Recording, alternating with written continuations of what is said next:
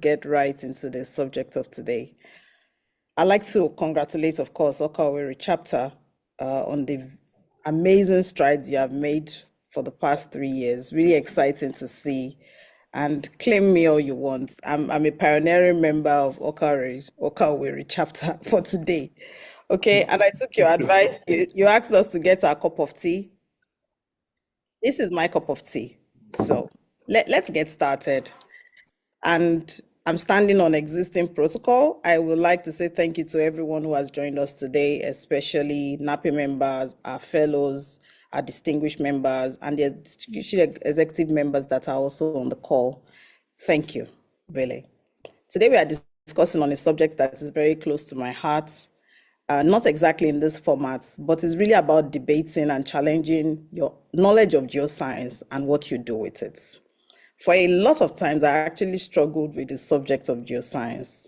Maybe not a lot of times, but I had episodic periods in my life where I questioned the real value of geoscience. How do you apply this subject? And beyond, because I worked in the oil and gas, in the mining, and also in the hydrogeology for a long time, I was asking myself this question. So what's about geoscience outside of understanding the subsurface? What can we do with it? How can we actually make impact with it? And that led me up to a couple of discovery. Before we start, I would like you to, for those who are familiar with the Menti, I'd like you to please take a minute, get on this Menti. If you can also share the code on the chats and use this code and just answer the questions that are there. Occasionally, we'll come back to the Menti and I would share the results of this Menti to everyone. So greetings from Sproul.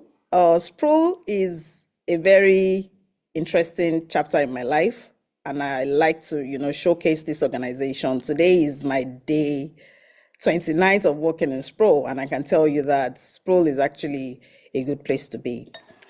And on behalf of the members of Sproul that have supported this presentation, I'd like to say thank you.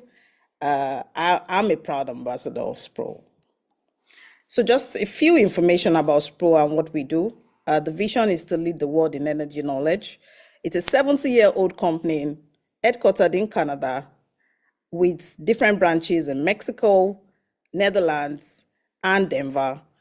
But the interesting thing about Sproul that I'd like to share with you today is that Sproul was started by geoscientists, and it was started about 75 years ago. So it really shows you the power of geoscience and what you can do with it. So it's a global energy consulting firm, but beyond that, our focus area is around energy advisory, reservoir services, geothermal advisory, and asset management.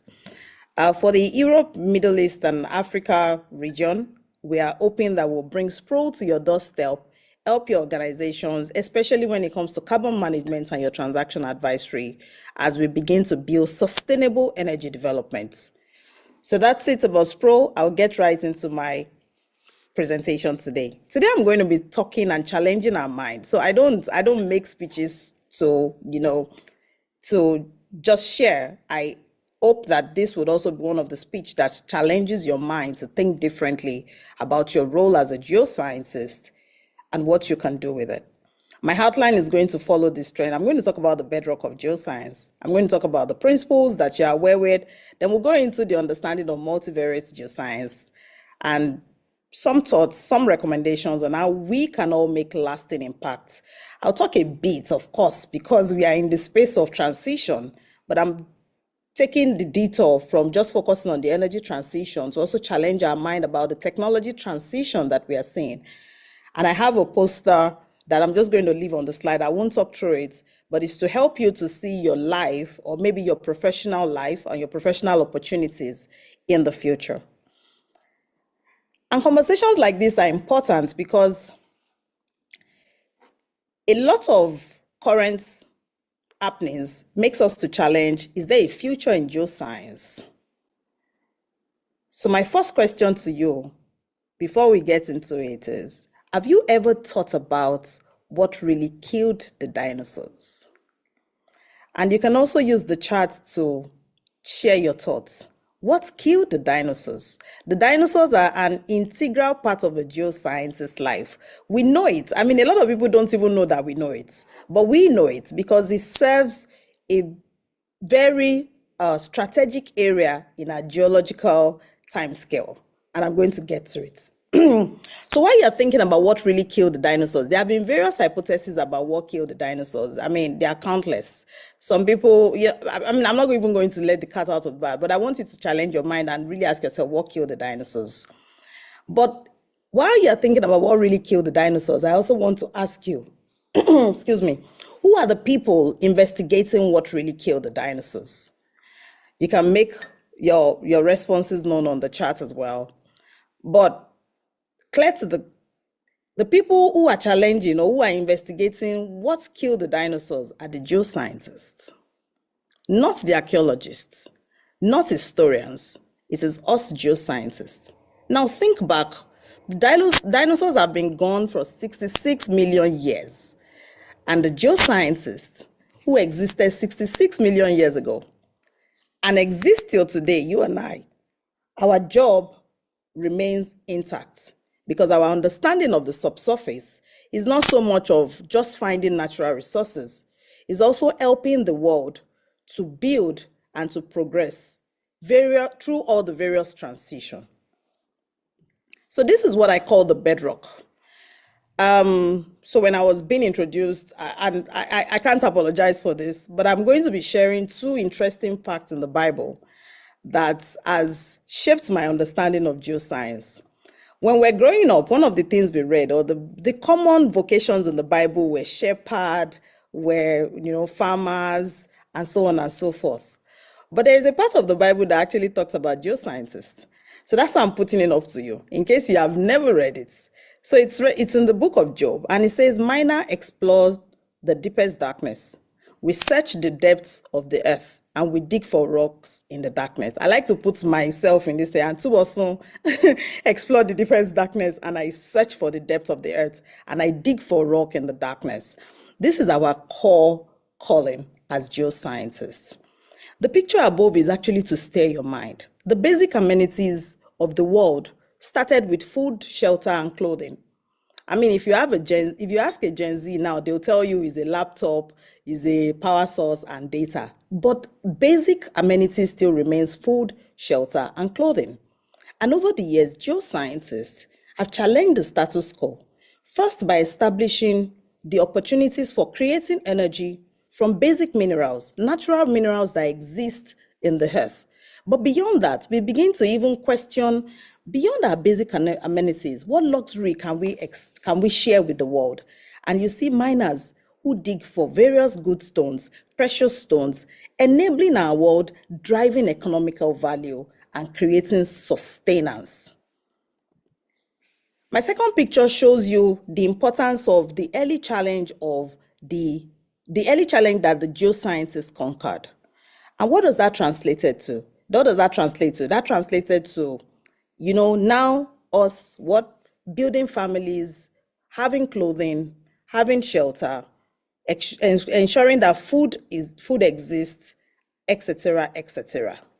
This started from a geoscientist mind who challenged the status quo of being in darkness to create natural resources that we have available to us to make life better. And in making our life better, one thing we fundamentally know is that you also expose it to the communities around you. Now let's talk about geology a bit, and then I'll take slightly about statistics, and then we'll get into the conversation.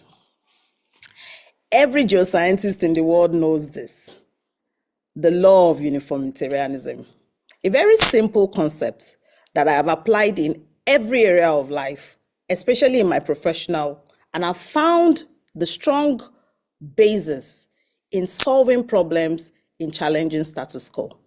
The present is the key to the past. If you don't know this as a geoscientist, if you don't apply it in your workplace, I challenge you to start thinking about it.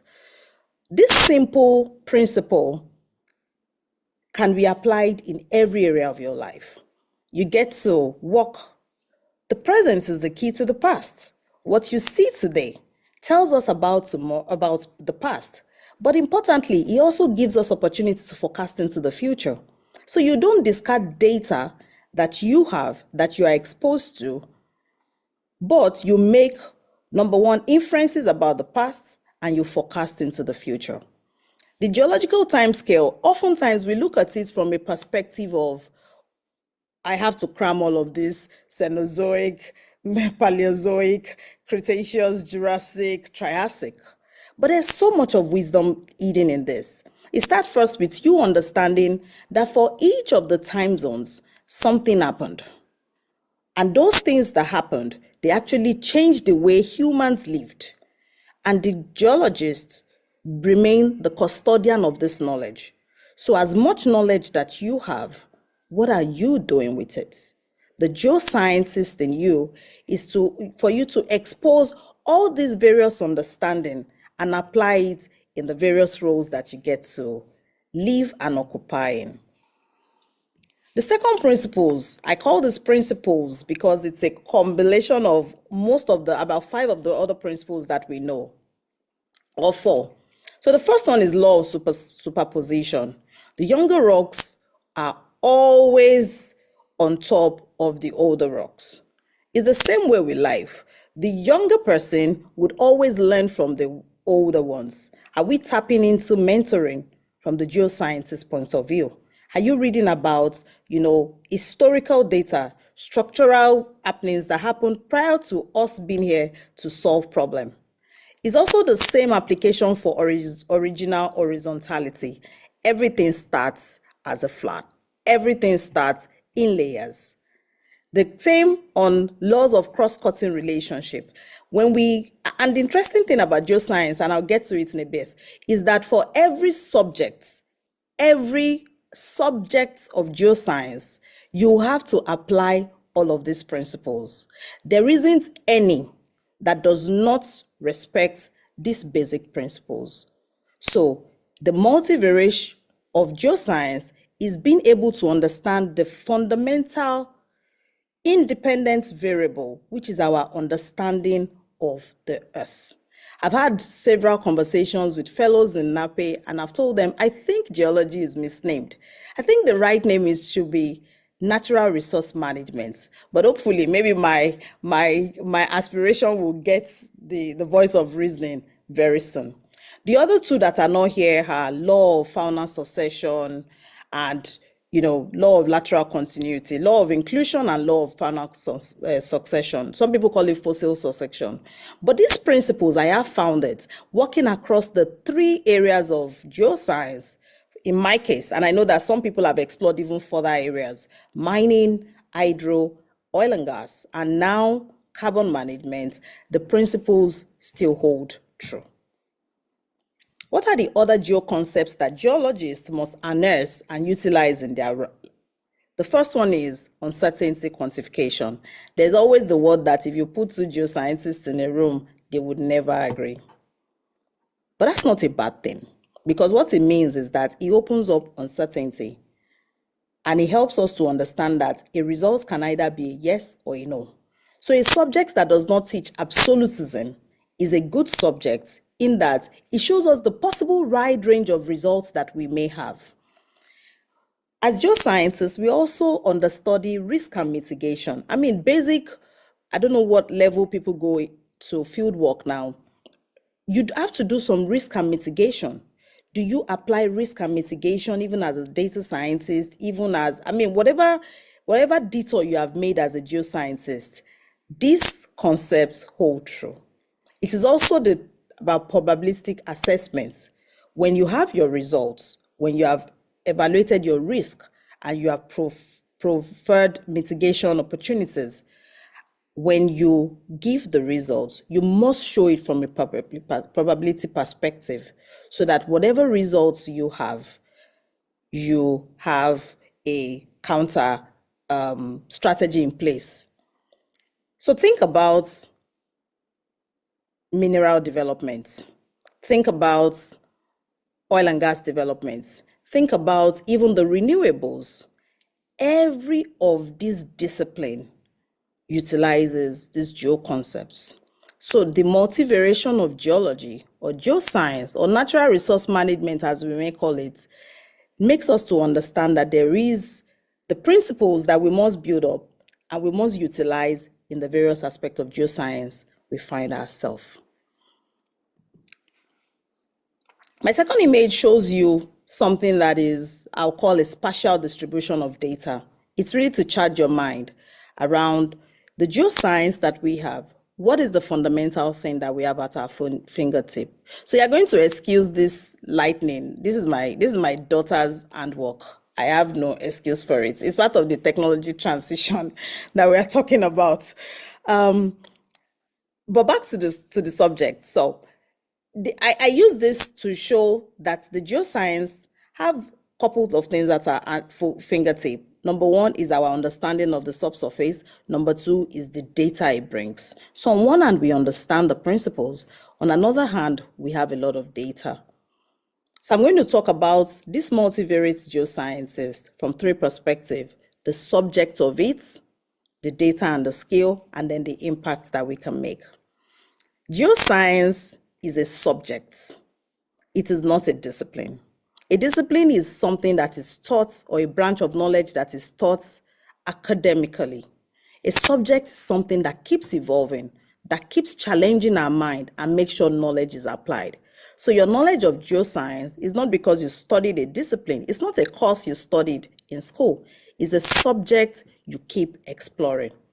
So I mentioned here that geology is important in securing the world's demands of energy. Everybody agrees with that. But have you thought about it being an important part of building infrastructure, advancing science and technology, sustaining the global food chain, predicting and stating our reactions to natural disasters and everything in between? So when I talk about food and geology, most people that are non-geologists go, oh, how can geologists be in that? But soil science is an important aspect of geology. Understanding the structure of a place is an important aspect of geology. The tectonic ability of a place is an important aspect of geology. So when young professionals meet me and say, oh, they found a job and they don't know if they can apply to it, I'm quite intrigued, because all we need to do is think about which area of my work speak to this subject and how can I, showcase myself or my strengths as a geoscientist to be considered for this opportunity? Or how can I even bring my knowledge of geoscience to solve the problem that is being asked? So what makes geoscience a multivariate course subject? Geoscience actually offers us a complete examination of data, all kind of data, by looking at all the possible independent variables and their relationship to one another. And my next slide just shows you that. So you see, with natural resources, your knowledge of igneous petrology can be applied in various ways, from geochronology, mineralogy, volcanology, petrology, seismology. It just keeps growing, because all you have to do first is appreciating the fact that the principles are the same.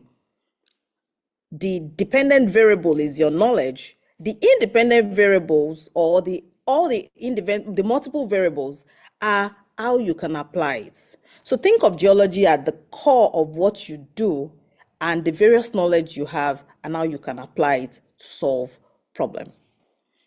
Another poster to challenge our minds. So you see one aspect of geology, from geomorphology, physical geology. You can branch out to so many areas of geology: the economic geology, petrology, pedology, medical geology. There's forensic geology. There are so many aspects of geology now that we have lost counts. The third one is very interesting to me, because it actually lists out the various natural resources that we have at our fingertip that we can apply our geo concept to. And it would, with the principles that we arrive at a subject called geology: the understanding of the earth, the understanding of the planet, the understanding of the solar system, the understanding of plate tectonics, the understanding of how human race has evolved. That's it about the subjects. Now let's talk about the data that we have. Very short slide. And In terms of data, what are the data that are available to the geoscientists? And what are the skill sets that we need, especially at the world as the world is evolving? Basic data, and this is across all area of geoscience: geophysical data, geospatial data, remote sensing, geological mapping. Mapping is not only a paper tool. Google image are subject or object of mapping, their geological map. But I'm not sure as geoscientists we have actually seen ourselves working in a Google, because half of the time we are so submerged in the subsurface that we don't recognize the multivariation of the application of geoscience. Remote sensing, I've mentioned about food, even people who do green farming. How do we apply our knowledge to help advance discourses? Other data include geospatial analysis, hydrological modeling that helps with water, aquifer understanding, aquifer mapping, land cover, EIA assessments, forensic. I mentioned about forensic geology earlier. All the part of geology that it deals with is dating, and we have done this because we understand that fauna and fossils, they actually exist. Fauna, flora, all the bracket of fossils, they exist at a time. And the same knowledge of mapping these tools are what we use in forensic geology, medical geology as well. There are instances where people have made advancements in understanding the aquifer nature, in understanding subsidence, in understanding waste, in understanding how people actually live, the air that they breathe. These all have their subject in understanding natural resource management. So without belaboring the point, my hope is to challenge you here to start thinking so much about the data that you have, what you can do with it. This is a very interesting one. So I took this from LinkedIn. It shows a geoscientist who just lost his job. Short story. And in losing his job, he ended up in the academic. So he was going to teach I think he's a year one level geoscientist. And he asked via a poll the skills that people think are useful for continued employment as a geoscientist. Now, if you look at the results of this, you see that new career says one thing. Even new joiners, so the new careers are like new joiners, young professional students, they mention number one, your adaptability, number two and three, your basic geoscience knowledge and interpersonal skill. If you go across the charts, something is fundamental. Everyone recognizes the need for basic geoscience. And the basic geoscience are the skills that you then adapt to solve problem. In all of this, all the respondents agreed that the knowledge of geoscience, your interpersonal skill, and your adaptability of this knowledge are the things that are important. So what is important here? Just to mention for me, the interpretation of this data. Number one is your technical skill, your basic knowledge of geoscience must be up to date and it must be valid. You must broaden your knowledge base about geoscience. You must understand how you can apply it across various sectors. I talk to people about the fact that geoscience itself is a cross-sector subject, and you must always, all of us, must stay curious and we must stay motivated. The third part of it is the impact. So what impacts can we make? So I'm going to be sharing a set of slides that have evolved over the years, but this is my own interpretation of it. So I decided to be more germane, to be more relatable than just picking a slide that shows the geoscience and the lasting impact across the SDGs. The reason why I use the SDGs is because the SDGs means Sustainable Development Goals. The reason why I use the SDG is simply because the world problems have actually been channeled to be these 16 problems. The 17 talks about partnership, but fundamentally, everyone, government, regulatory, humans, environmental body agrees that if we can solve this 16 problem, half of our problems in the world is gone. Remember, I talked about the fact that the geoscientists are the ones that are chasing who killed the dinosaurs and what killed the dinosaurs. And in understanding what killed the dinosaurs, we have been able to develop something as basic as a geological timescale that shows everyone in the world what the world was. Are we geoscientists of today able to adapt and apply our knowledge to show the world that will come after us what the world is? So let's go. No poverty. What are the options here for us? No poverty for geoscience is the skill we can that we can adapt to resource assessments, infrastructure development, climate change adaptation. When it comes to zero hunger, soil management is important. Our understanding of water, the aquifer, and climate change adaptation again. When it comes to good health and well-being, water quality is important. So your hydrogeology is not only to drill water and leave it. You are also affecting good health and well-being. So my challenge is, I hope at the end of this, we'll see geoscientists who are brave enough to start looking for opportunities in pharmaceutical companies or even, up and about various companies that naturally a geoscientist will not think that their skill set is needed. Same thing for quality education. What do we do? I mean, everybody knows that those who know me know that energy communication is at the crux of what I do. Policy and advocacy, as NAPE is doing, and curriculum and capacity building, as our UAP community keeps doing, as well as all the other professional associations that are geocentric. The same thing for gender equality. NAPE as an organization is big on promoting diversity, practicing equity. We also look at opportunities for education and outreaches. These are the skill sets. It's not an organizational skill set. It is a subject skill set. The same thing for the other SDG goals, and I'm just going to run through them quickly. For clean water and sanitation, what do we need to do?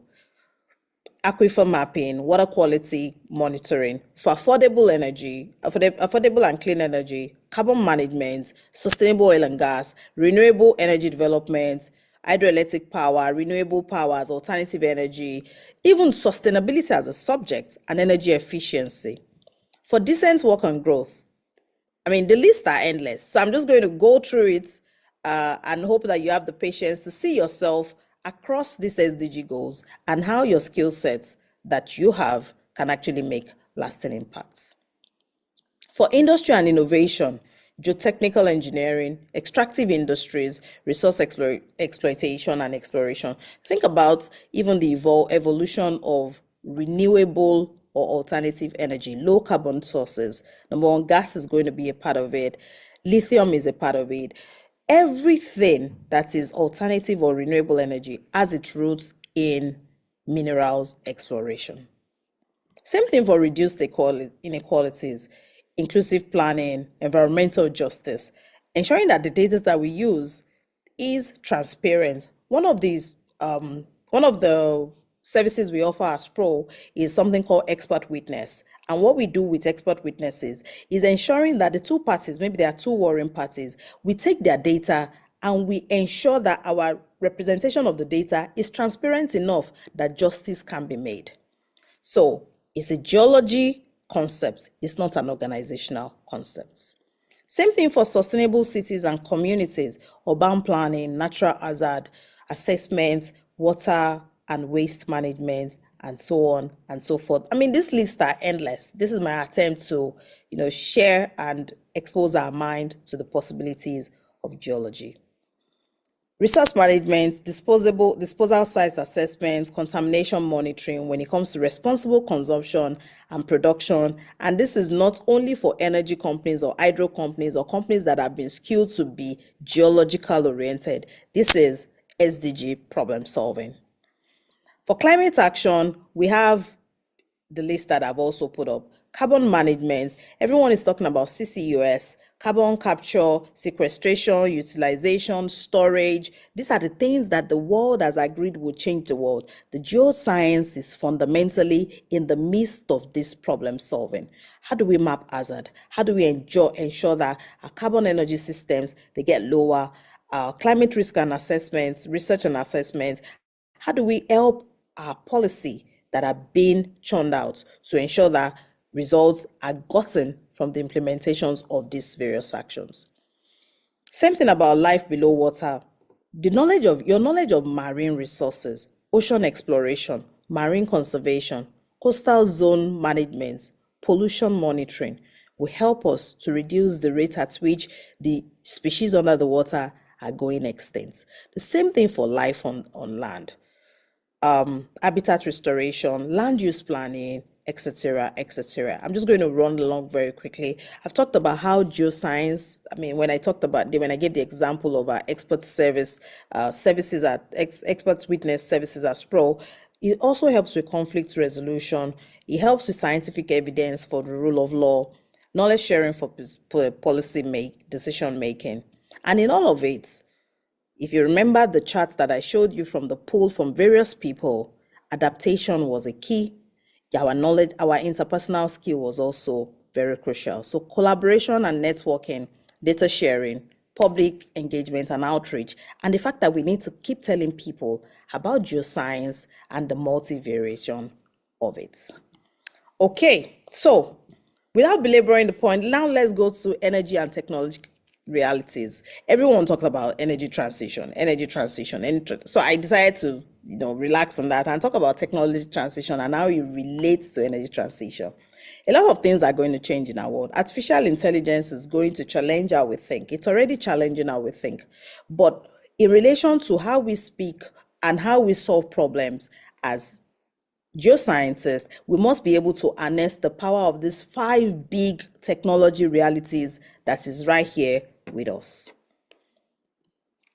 What competencies do we need to harness this?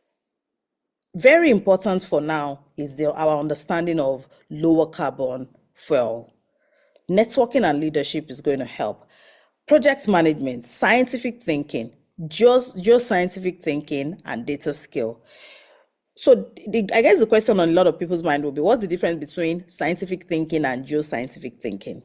Scientific thinking are things around research, writing essays, theses, presentations. Those are scientific thinking, the way we present our scientific work. Geoscientific thinking is ingrained in our understanding of the core concepts of how the earth was made, how natural resources are deposited, and how these natural resources evolve over time. So you think evolution, you think about the principles I talked about, think about the geo concepts I also mentioned earlier. This is about my final slide. I said I was going to not talk about it, but I want you to look at this. If this is the future, the geoscientist in you, in me, is everywhere solving problem. So after this, I hope that it will not be a talk about how useful is this course. It will be a talk about how do I adapt my knowledge to make the future relevant for the geoscientists. So imagine this is the future. We're still going to have subjects of volcano. We're still going to have hydropower because the world wants cleaner energy, museum curation, because you have to tell people and explain about the past. We have hydrogeology, we have geological disposal of radioactive waste, etc., etc. This slide is from the Geological Society of London and is available on their website. So please, if any time you feel challenged as to what's the future of this subject, please look at this and find yourself in our future. My closing remarks, I talked about the 17 Sustainable Development Goals, but I like to narrow them down into this top 4 global challenge: climate change and loss of biodiversity, violence and conflicts, discrimination and inequality, lack of food, water, and housing. So all of those 16, if you think about it, we can map them into these four. What would the geoscientists do? You must always think of natural resources management. Climate change is about natural resource management. Food is about natural resources management. In your mind, you are probably asking, so how is violence and conflict about natural resources management? Think about the wars that are right now. Is it not about laws of this is my land, I own this oil, I'm not going to supply you gas? The geoscientists must always think natural resources management every time. Think about this presence, technology, energy, and the various transitions that we have. How are you evolving your skill sets? How are you adapting it? And think about the future. The solution must remain our understanding of the principles and how we adapt this, our multi-skills and multi-knowledge of the subsurface. Final slide. I told you that I realized that it's not only shepherds and farmers that are in the Bible. So I'm leaving you with this. Miners dig the hardest rock. We dig mountains away at their bases. We tunnel through the rock. We discover precious stones. We dig to the sources of river. And in all of this, what we do is to bring to light what is hidden. So as a geoscientist, my challenge to you is to please bring to light what is hidden. And it's on that note that I'd like to say thank you to Sproul, my management, thank you to Nape, and to every one of you that